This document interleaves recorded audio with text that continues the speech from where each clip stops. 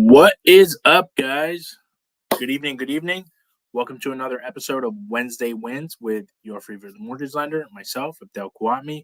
Appreciate you guys jumping on. Give a couple seconds for us to go live on all the platforms. Boom, boom. Cool. Alrighty. So, what did I want to talk about today? Captions right on the bottom. We're going to go over mortgage scenarios. What are some of the different mortgage scenarios that we've encountered over the last week? We're going to dive heavily deep into that. The first one is I had a client, he's a self employed borrower, meeting with the tax preparer as we speak right now, filed about $50,000 in terms of his gross receipt, was about to file $17,000 in net income. And I said, hold up, we need to make sure that this is the expectation that you're going to do. The income that you're going to be based off the qualification is not your $50,000, it's $17,000.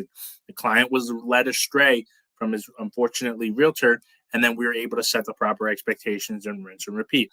Now we were able to now add a cosigner. So I wanted to dive deeper into the cosigners and how that works. A cosigner has a shared obligation to the note.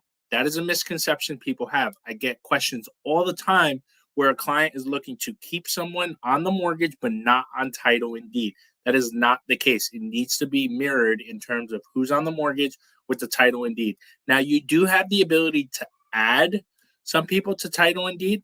Always touch base with your lender and your attorney based on their advice, but you can add your significant other even if she or he is not on the mortgage, or you can add potentially your parents even if they are not on the mortgage as well, okay? But it is a shared obligation. So in this case with my colleague who's going to be filing his taxes, what we thereafter we're going to add his parents, both his mom and his dad, to the mortgage.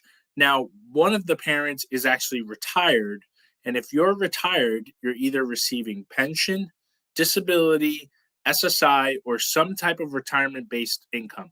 Now, a cool thing when it comes to retirement income that many people don't know is that if the income is non-taxable, we can actually gross it up 125%. Meaning, if the buyer makes $2,000, we can gross it up 125%, where now the income qualification could be based on 2,500. Okay. Now, we want to make sure first, is it taxable? Many times, pension income, based on experience that I usually see, actually comes in taxable, so we cannot gross that up. But we can gross up Social Security, alimony, child support. Those are the three main items that many consumers don't know. So even if mom or dad, hypothetically, or even grandma makes only $1,000, that might be the saving grace, especially if you're looking for a home, a little under $250,000, $300,000. That might be the saving grace. They do not have to live in the home as well. So when we're elaborating on cosigners, in this case, his parents are going to move in with him. So we're going to be able to not have to count any housing expense against them. But if you're going to add a non-occupying borrower to the mortgage to assist with qualifications and set the proper expectations, you're absolutely able to do that, and you're able to set the proper expectations where now the consumer is able to purchase the home, qualify based off the income, and then the non-occupying borrower, if they own a mortgage, it's going to reflect on their credit. It's going to count against their debt to income. If they don't own a mortgage, and let's say hypothetically they are renting, then what we would do is we would take the rental of what they're paying. We would either get a lease or what's called a VOR, verification of rent, and confirm what is being paid based on the rental. And that is going to give us the ability simultaneously to qualify the client. Okay. I also wanted to elaborate. I shot a couple videos earlier about a single unit condo approval. Okay. This is so crucial to work with the right mortgage professional. I got a phone call yesterday from a real estate professional who actually came to one of my masterminds in April, May that we threw with Michael Hellickson of Club Wealth. We're actually doing another one coming up in March, so stay tuned for that for all the real estate professionals.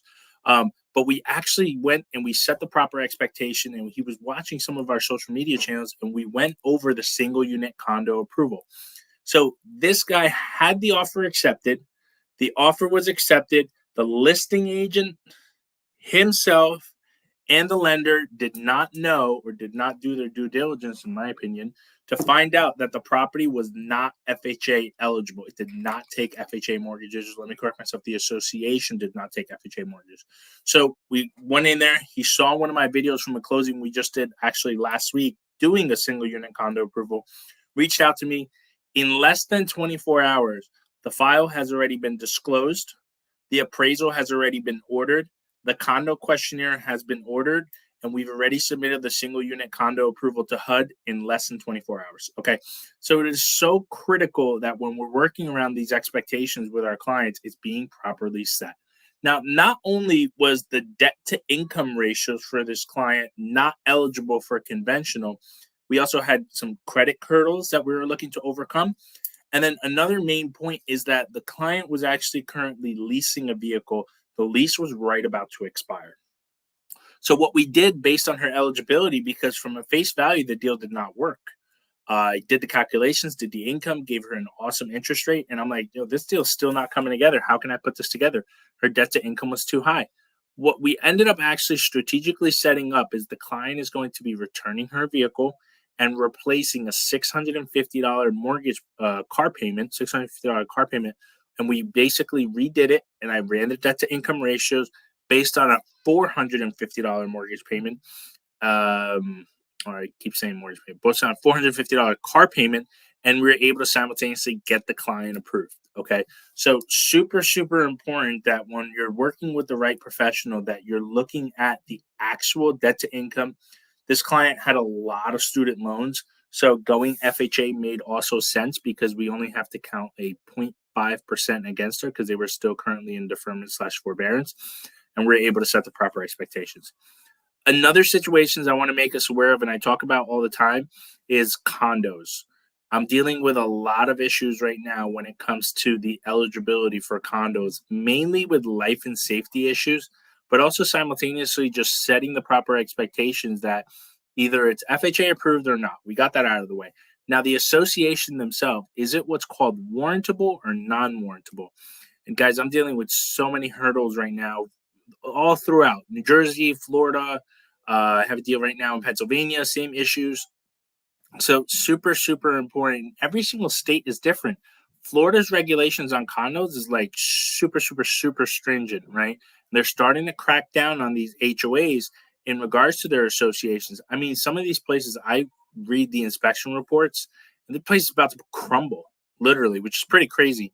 But we want to make sure that we're setting the proper expectations, most importantly, with the clients, and most importantly, with ourselves as real estate professionals, or if you're a client yourself, make sure that when we're dealing with that, we're understanding where the standing of the HOA is, what the necessary reserves, budget, and things along that nature have, and then we're able to set the proper expectations. That's all I got for you guys today. I appreciate you guys jumping on. As always, I will share this video to our YouTube channel.